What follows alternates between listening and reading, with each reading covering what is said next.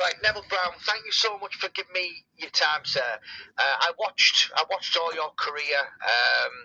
I'm just had a look at your record, by the way. Carlos Colazo. Did you also fight him as in the amateurs as well as the ABAs? Rusa, yeah.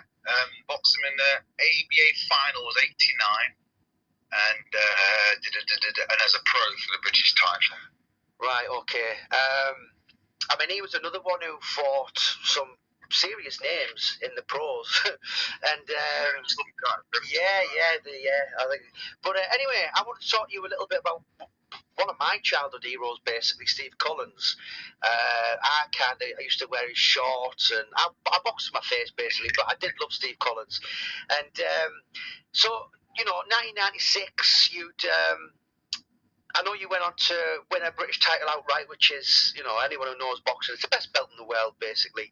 It's, I've seen a lot of bad pros, but I've never seen a bad Lonsdale holder. And to win outright. But Steve Collins, I watched the fight this morning, Neville.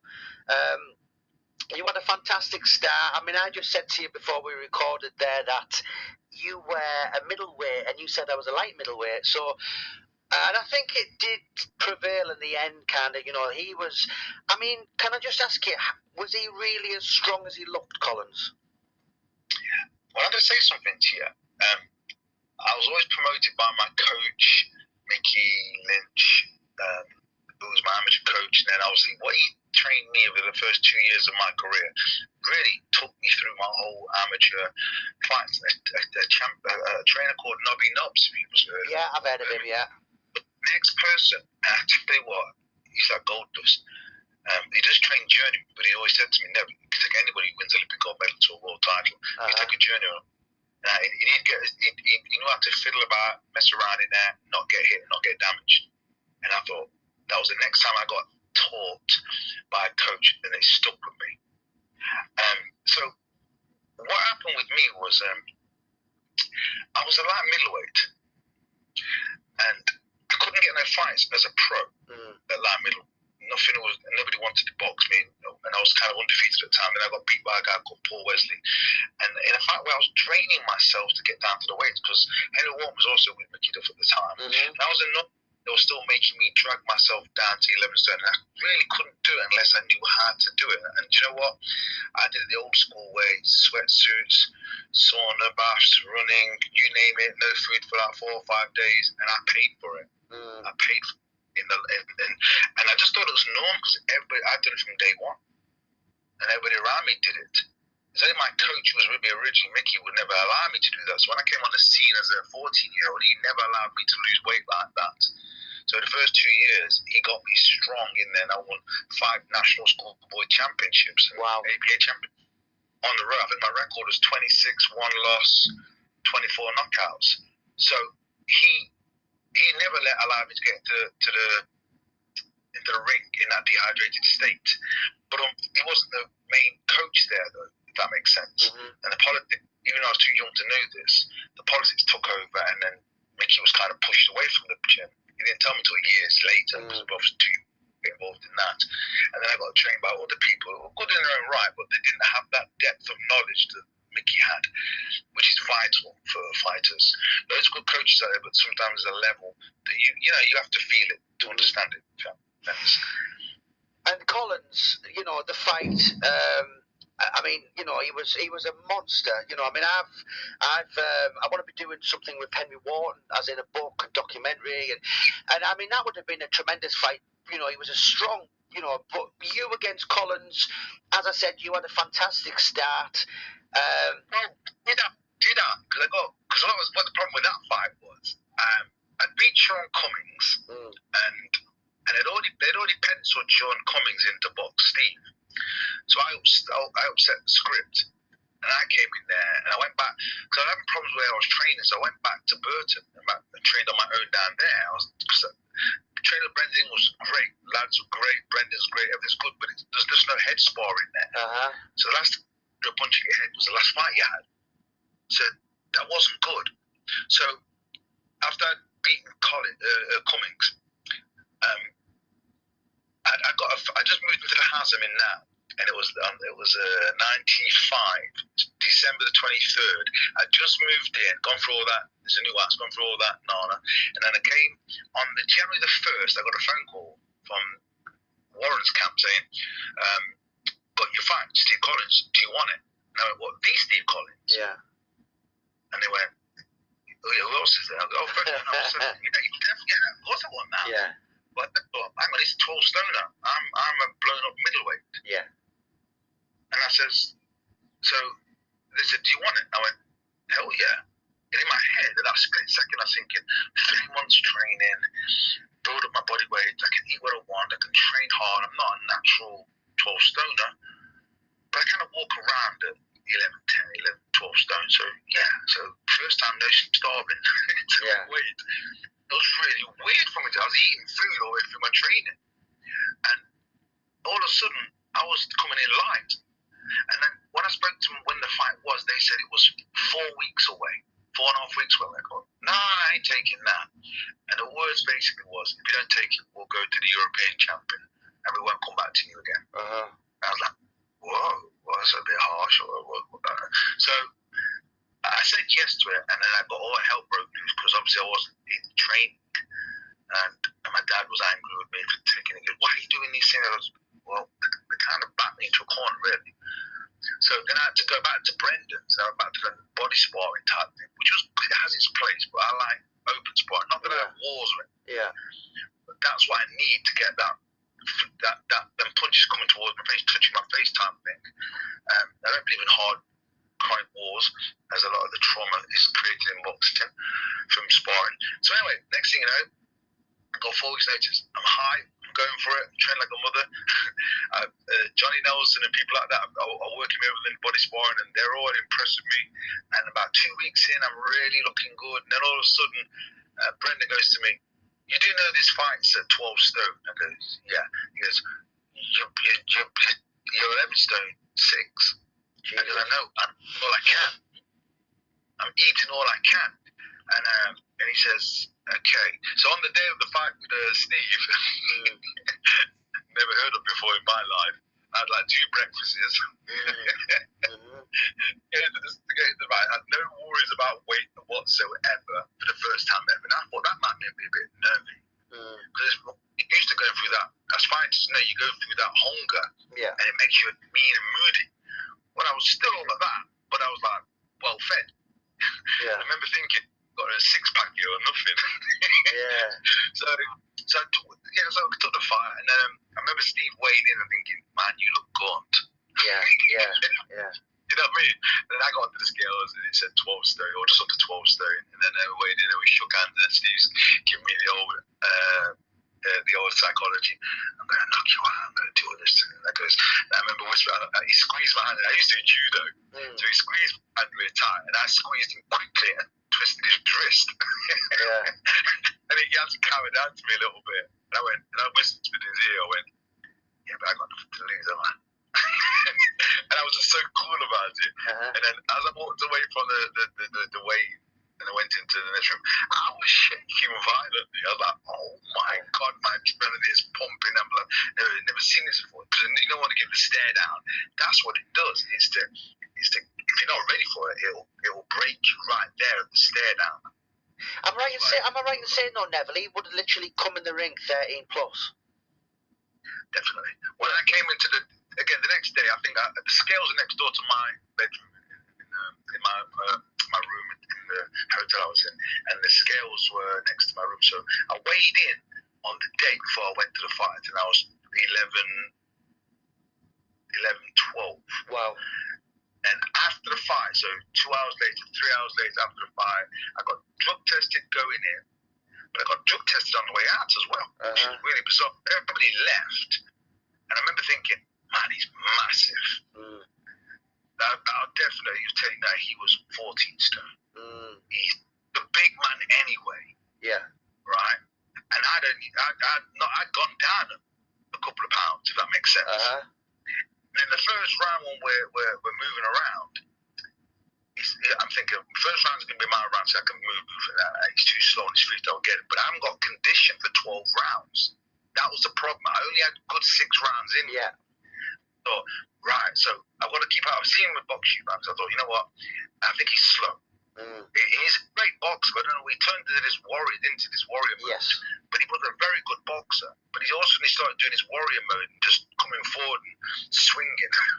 And I thought, okay, so he's definitely strong. But he seemed like he's strong. But Eubanks over with a body shot, jab to the body of that. And I'm thinking, he's definitely, yeah, he says, got to be he's strong as a bull. But he hit me on the back of my head as I went down to the side. I went to duck a punch, and he clumsily throws this awkward shot, and it caught me the back of the head. It didn't hurt me, but I thought, man, there's some weight there. Never dawned on me until if you look at boxing, you look at me, and you look at him. There's easily a stone and arm difference, and a guy who knows how to handle that weight, which was infighting. So everybody said to me, "Why did you go inside?" I goes, I had no choice really, because my legs were going to run out on me because I hadn't got the 3 months training you need for the leg. And with the weight on, I could have put weight on so I could have been a real lot stronger and faster. But so what I noticed was, because he throws these wide shots, I didn't feel his strength. I was inside. There's a saying, go into the fire. And then psychologically you're thinking, go what? Go to him. I went, yeah. Once I went to him, his shots went round the side of me. But it was a wrong place in some people's eyes to be, because that's where his strength was. But actually, if you look at it, I'm inside. He can't get me. When he does catch me, the uppercuts and stuff, I'm not fazed by them. It's just the weight he has when he's leaning on me. And I'm thinking, do I fight with him? Do I push up? And I haven't got the energy. So I was trying to conserve energy. And what annoyed me was when the stoppage came about, round 11 or round 10, I actually put him down with a shot, whether he admits it or not. I throw a punch around 10 because he is so hard to hit clean. But you know, when I said earlier, I said you had a good start, and you did have a lot of success. You had some. Obviously, you could tell there was a real pedigree there. You could tell his experience. You know, this is a man who'd been with Sambu Kalimbi, Reggie Johnston, Mike McCallum, Eubank. You know, and you at that stage, you weren't as. I believe that was up there. If I had the right, I always said that I had the right promoters, Mickey Duff, I had the right promoters, Frank Warren, but I wasn't getting the attention or the looks. And when I was with Mickey Duff, they dragged me to London, and I was just in this hotel, and I didn't like, what am I here for? And I was sparring and training, and I was on my own and stuff, and I thought, there's no money here, there's no money, I've got no money. I've got no. And I'm like thinking, wow. I'm boxing for the background, but I beat Frank Grant. I was on the dole. I had to go on the dole, would train the same, what I thought, professionally, throughout the day. But then I didn't have the food, and I was driving a car to Sheffield with no friggin' tax, no this. I'm thinking, this is not how he's supposed to be. Because I'm from a small town in Burton, it was difficult to get the people in Burton to London. To sell myself. But like I said, so I was struggling in that scenario. But with the fight with the Steve, I was saving myself from round 10. I caught him, and I thought, I'm going to save some energy, and I'm going to come hard in end of round 11, round 12. But I never saw it, did I? Because his experience was to attack me after round 11, because I'd never been in round 10, 11 before. Paid off, and he got a good shot on me, and he spun me. Again, never hurt me. But I went down. It was a spectacular knockout as well. You kind of went back over as well, didn't you? Yeah, I was totally fatigued, but so was he struggling too. And he says to me, he said, hardest fight I've had. And I thought, well, fighters say these things to one another. And whether his mindset was there for the fight, probably had a walk over with me because my record didn't say anything. Anybody put pressure on me. I think I was weight training with them, some of them fights. But when I got back to the dressing room, the drug test, I had a little bit of drinks somewhere. But when I got back to the hotel, the scales was there. And I jumped onto the scales. What do you think I was? Go on. 11-10? 10 stone 7. Jesus. That is... Really? So that, if you look at when I get hit, he's got heavy hands. And so therefore, if he lands one, you go over. So I put it down to, it's like when you're a kid, you're play fighting with your dad. Your dad has that man strap, and you jump on him, and you just to the side. that's how it felt when I was in the ring with Steve. It was just throwing me around. But because I've done judo over the years, I was able to stay inside, use his strength. At one point, I think round 4, I threw him to the floor. Mm-hmm. So it gives me the impression I'm a lot stronger than they think I am. Yeah. Can I ask you what was the game plan? You know, what was Brendan? Obviously, Brendan was fellow Dubliner. I think, you know, what was he telling you? Because did you read? I tell you what, I remember you came to the ring in it was something like People, Heather Small, was it? Yeah. Search for the Hero, something like that. That was more for the people. Yeah, you're right. That was more for normally I'm coming there to a reggae track or So it wasn't the boxer. It wasn't the classic boxers. You know, kind of Dangerous, Nigel Benn, Conrad. You know, it was like really, and you know, but I mean, you went in there against Steve Collins, the Celtic Warrior. Did you genuinely think you were going to beat him? Yeah, I'd always go into the ring thinking I could win, but I wasn't stupid. And I was saying, but to be honest, I need help here because if a cut comes my way or something happens, and I think, do I get the fight that way? And I get a win or get a draw, I get a fight. He's not happy with that. He wants a rematch or something. Yeah. And I can train for 3 months for it. Yeah. I need 3 months to fight for any world title. You need that system so you know you got the legs under you. Mm-hmm. I people had a good 6 rounds in me, and then like I said, people said, why did you go toe to toe with him? I goes, well, I didn't really want to, but I was having success in there, and I realised I could beat, and nobody was expecting me to go. So everybody thought I was going to go on the outside and do the Sugar Ray on him and just stay outside and just throw Flurries at him. And I think that would have worked if I had the engine for it. But then I came out the first round and I thought, well, I can see he's slow, I can see he's clumsy, I can see he's coming after me. So the first round I'm winning until I get this shot in the back of the head. As I dip, he catches me back, then I go over, I cover up really quick. I'm not hurt, but I think, damn, I just lost that goddamn round. Yeah. So the next round I come out, Brendan's going, stay on the outside. So I go, okay. So the next round, he throws a shots at me, if you remember, and he catches me on my shoulder, and I'm in my corner where it's all wet now, and I spin and touch down with my glove, but it didn't touch me on the face, and the referee gives me a second count. I think, oh my God, they're trying to finish me, they're trying to make it a quick night's work. And then at that point then, I just go after him. I'm kind of lost the track now, I just go after him. And then I find out when I come back, and Brendan goes, it's working, keep doing it. So I stayed on top. So for the next 3 or 4 rounds, I'm in the fight, if not winning it. I'm in the fight, and I'm on him, and I'm thinking, right. And I'm thinking, yeah, but I ain't got the engine for this. So I can't let 4 or 5 punch combinations go head and body. So I've got to throw 2s and 3s and odd ones in and tie him up, and he's tying me up, and I'm thinking, I'll have a rest while you're doing it. But what I started to do with him, which was, I think he mentioned it to me when I spoke to him, every time he threw punches, whatever he threw, as soon as he finished, so I was on defense, as soon as he finished, I went straight at him. He wasn't getting a rest. And it was working because I could hear him breathing. I thought, I've got him. And like I say, round 10, there was a shot there I hit him with. And I thought, I felt that one. And he walks towards me and goes down on one knee. I thought, and I go back to my corner, at the end of the round, I go back to the corner, I think it's round 10. Goes back to my corner go ballistic. You got him. You definitely got him. You heard him. I know, but I'm going, what round is it? Yeah. I didn't know what round it was. I was so fatigued. And I come out for the next round thinking, right, just stay inside where he can't get you. Just keep it moving and stay close to him.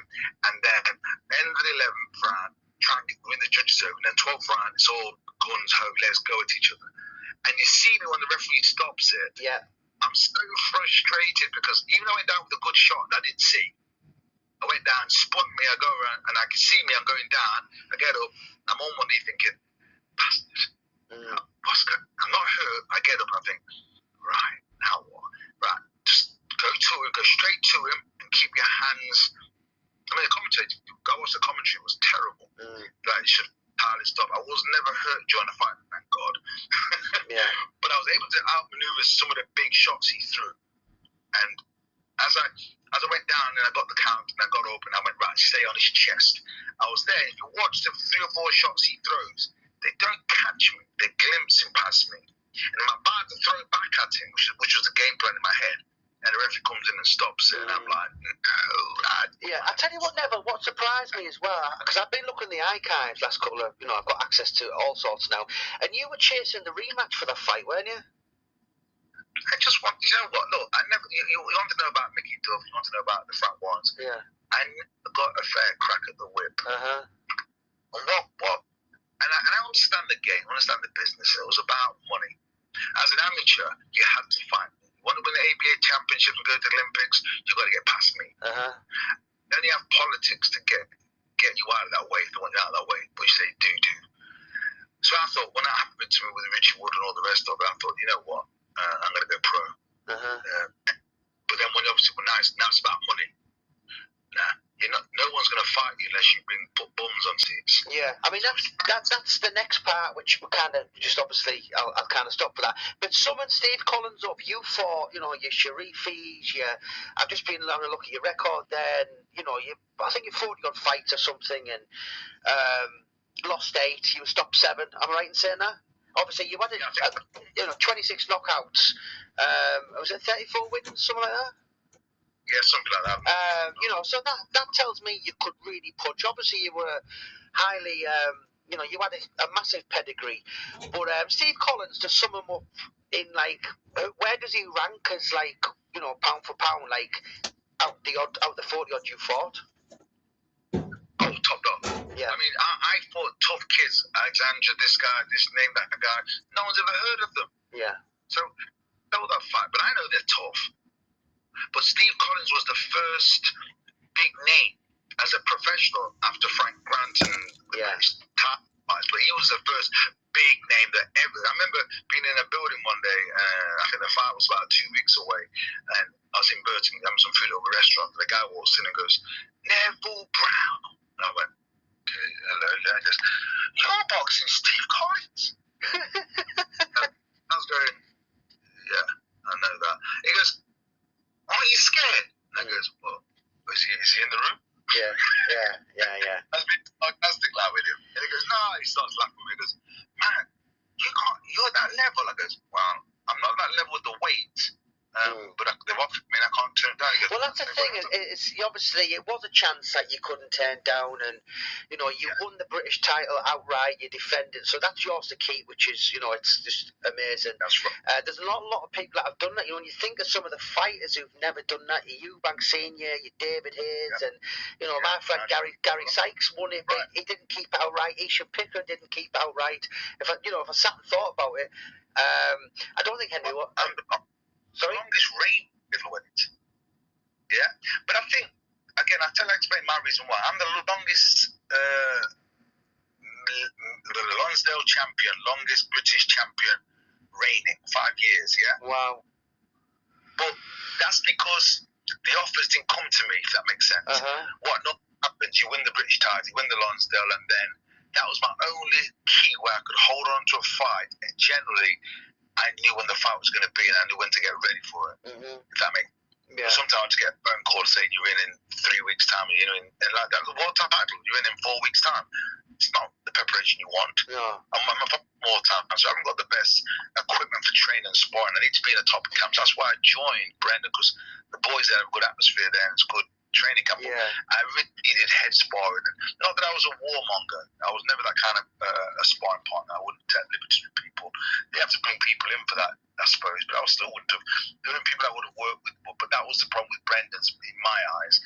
Body sparring was just. It couldn't just be body sparring for absolutely. Well, I mean, as I said, I've got Junior Witter's book coming out this year and a documentary, and so obviously I know a little bit about the Ingles, and I did speak to him. Kind of, I was very well aware he was very ill by then, but they kind of just summoned Steve Collins up in a couple of words, and obviously you've met him over a warrior. One of my best friends in the boxing world now, because he told me afterwards, and someone rang me and said, "Nev, I'm down in Liverpool and or something like that up north," and he said, "Steve's there, there's a talk, he's doing a talk," and they're asking him questions, and they're saying, "Who was your toughest fight?" And he said, and they're all saying this and that, and he goes, "He said you." Wow. Really? Well, there you go. He said he broke his hand on me in the fight. And wow. And I remember him gassing. I thought, but maybe he didn't take me that serious. Uh-huh. That was what it was. out. I'm not stupid. I'm not naive. You know, if it was, I'm not fooling myself. The fight was close. I didn't think I got hurt in any way, but I did get put over, and I'm not going to debate that he was winning or won. But I was close, and the TV made it out to be. Steve Collins, right, warrior. The fact of what he did to Nigel twice. Yeah. What he did to Eubanks, that's the one. That's the key one.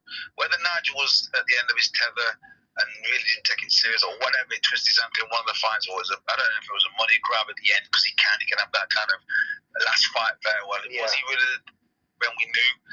And that's the same, because I always said Steve wanted Roy Jones. He said to me, when I kept saying rematch, he went, nah, fuck that, Nev. Yeah. All I want is Roy Jones. Yeah, Frankie Lyles as well. You know, he was after one of the other. One MP, and I think Roy Jones would have been the perfect icing on the cake for him. And there we would have seen the full Frosty, because his psychology was good. Yeah. He put fear that you can't hurt him. We all know that. We all can be hurt. But he come across as that. Then to Eubanks totally froze. Because all of a sudden, the idea that, I remember one of the comments were that he was getting hypnotized when he boxed Steve Collins. When he boxed Eubanks. And they asked me, did it bother me? And it didn't bother me, because in my eyes, we all hypnotize one another. We tell ourselves we're going to be the best. Muhammad Ali, I'm the greatest. He wasn't saying greatest person around. He said, look, to me, I'm the greatest. That's how I have to think. And all fighters think this way, and they're going to win. They can't think. You asked me before, do I think I was going to win this fight? Hell yeah. I don't go in the thinking I'm not going to. Even if I'm only half fit, I'm still going to find a way to win, which is what you saw me trying to do in there. I was trying to find a way to win. My IQ in boxing was high, so I knew I'd box with the world champions as an amateur. I'd box people, but in this scenario, my fitness wasn't there. The conditioning for three. I needed 3 months training for that, not 4 weeks. Yeah, and I'm right in saying you. Sorry, God. Steve was a warrior to me. Steve was a warrior and a true warrior. And I love listening to him talk on the commentary. And I don't know. I always say to him, why you aren't talking? He goes, Nev, they don't want me to tell the truth. I hear you. And I'm saying he talks from the heart. And he's no bullshit. He said, I wanted Steve. I wanted Roy Jones. I went over to his friggin' house, Nev, and he still wouldn't take it. And yeah, so he came at the right time. I mean, what more can you ask? He beat Eubanks twice, convincingly in my eyes. Just did him in psychology. Well, Ben, he stopped twice. You follow? And you think, well, what more can you do for the guy? What more fighting than to box? You had to box a guy, Joe Kawasaki. He didn't want a young, fresh start, fit, fast kid again. He'd already earned his badges. He'd already earned his honours. He wanted to box one of the big names, and then walk away from the sport, win or lose. And he didn't get that, and then just brought another strong kid in, like, what did Kawasaki turn into be? One of the undisputed fighters of the world. Defeated, you know what I mean? And they avoided him out the play. Well, that's the thing, is obviously I interviewed Colin Hart, God rest him, a couple of years back, and he said, never mind Lewis and all that, he said he was the great. So if he said he's Britain's greatest ever fighter, and that'll do for me, because he's literally saw everyone. But you know what, mate? That's been magnificent regarding with Steve Collins. And you know what? Am I right in saying, Nev, that you never fought for another world title again, even though you boxed for another 4 or 5 years? When I boxed Steve Collins, this is where it annoys me. I broke my back as a kid. I think I was on a sledging trip, and I broke my L3, L4, so the vertebrae there snapped off. I knew something was wrong as a kid, but no one ever x-rayed or checked it. The doctor said I'd bruised it. But all through my life, that hindered me. So when I overtrained, it kept me on point. If that makes sense. After Steve Collins, they were saying to me, the coaches, they all said, if you can do that with Steve Collins, with the weight factor and all the rest of it in 4.5 weeks, what would you do when you got 3 months training? I was like, man, I've been trying to tell you this guy's for ages. And then what happened was then, I was boxing a guy, I was put down to box for the European Championship against a guy called Alexander, and ready for that. And they went OTT with me, and they went over the top. And I said, I was fatigued, and I got whiplash in my back as I dipped down low. I'd done too much. I was fatigued. I was so gone. They let me move around with a 10 he could throw shots at me, and I'm just moving out his way. My leg was there. But what I did, as he threw a shot, because he was smaller, he threw a right hand, so I had to dip lower. And as I dipped, my back went through the bottom rope, or the middle rope, which I normally would, my bum would be on it. I went through there and threw an uppercut, and he played for me. I jumped up to get away the uppercut, and the rope catapulted me out, so I got whiplash off the rope. And it hit me so hard that after the few seconds later the bell went, I didn't feel any pain, but I couldn't stand up straight. I didn't know what I'd done. And then they had to rush me to the hospital. And then also my legs came in. That's when the x-rayed me. That's when the doctor said, do you realise you've broken your back? How have you been able to box all these years? Wow. And I knew something was wrong. Yeah. But I could do boxing, but I couldn't do if I wanted to do horse riding, that would have messed my back up. I could do judo for some reason. I didn't fall back, but that didn't bother my back either. And boxing didn't bother my back. But doing like long jump and triple jump, I was running for England doing those things. And as I was getting to them levels, when I jumped into the pits, if I hit the pit wrong, my back would hurt. So I knew I wouldn't be able to do that. I loved playing tennis, but the serve, after a couple of hours, my back would grind. So I knew I had an issue with my back. But this was the first time I saw it with the doctor looking at me and going, how the hell have you boxed with this? And it never bothered me. After that, if you notice, my boxing changed. I couldn't move as well. And when I boxed when I boxed Glenn Catley, when I boxed a few of the champions after I defended my title, I couldn't move my head as well with the dehydration of making the weight, if that makes sense. So my back went to spasm, and it was a back, and from there, that basically finished my boxing off, because I couldn't. If you watch me box Glenn Catley, I don't even move my head. I just keep my hands up, walking down. And it wasn't until I worked out my body weight and the dehydration that I was doing that was throwing my back into spasm. Which, a lot of fighters have problem with. Did you ever get your back fixed then? No, I couldn't. The bone broke. They did want to fuse my back. It was a 13,000 operation, and I was going to go ahead with it. But then when I looked into it, I thought, you know what? Being on my back for 6 months. Yeah. I thought, you know what? I'm 32, 33 now. I'm not getting the politics aren't letting me into fights. I boxed a guy called Davis, and the guy threw a shot. I saw it. I moved away, and he was a friggin' heavyweight, and I was again dragged down to Mech 11-6. And I'm like, why are they dragging me down when I could just come in? And I still won't be as heavy as him. And I realised I was a problem to him. Because that fight there, had I won that fight, I would have gone after Eastman for the British title again. And they just didn't want me in there. Yeah. Even got to my crew, and my crew knew I was boxing this guy, and everybody knew it was wrong. The guy called Dave was a good, talented lad. I think he was one of the sparring partners of Joe Kawasaki. And it really wound me up because I wasn't hurt. If you ever watch it, I'm not hurt. I run across the referee saying, why have you stopped it? I was the unwanted man. That's how I looked at it. Yeah. No money being too dangerous. And I had a style that I could sit back off people and box from the outside and just not let them in. And I could hurt with shots. I could also go after them and go in fighting if I had to. They seemed to like with Steve Collins. People love that one, but I had no choice with Steve. Yeah. And I think he was your biggest name, and obviously, really an absolute legend. Obviously, technically, he's not a British, but he's in there, and obviously, you'd left Mickey Duff by that point, hadn't you? Well, yeah, I'd had fallouts with Mickey, and I wasn't getting the fights. I was getting overstepped, and then I got shoved in the ring with a fighter that I should have beat, but his record didn't show, and I had debates about that. And I got stopped in the first round because I wasn't ready for it, and I thought, wow, how can I be a top athlete going somewhere, Mickey Duff in my corner, and I'm getting put in the ring with these kind of guys, and I'm thinking, his record don't make sense. His record, Paul Wesley, did not make sense to me. It was 2 knockouts in 27 fights, lost 16. I looked at all the guys that had beaten Rod Douglas and all these other people, and I had beaten half of these fighters.